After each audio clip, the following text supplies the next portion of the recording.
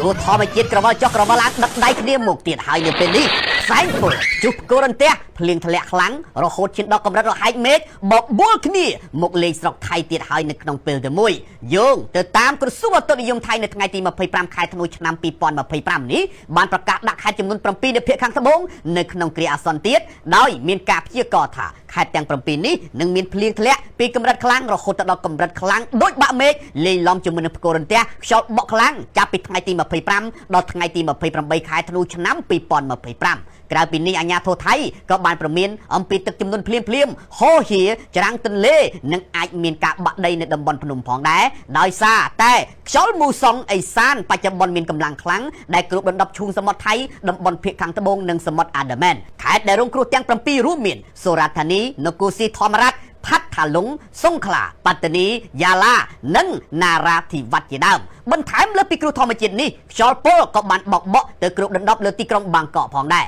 យោងតាមកាសែតកៅសុទ្ធបានចុះផ្សាយថាគុណភាពខ្យល់នៅក្នុងទីក្រុងបាងកកគឺកាន់តែយ៉ាប់យ៉ឺន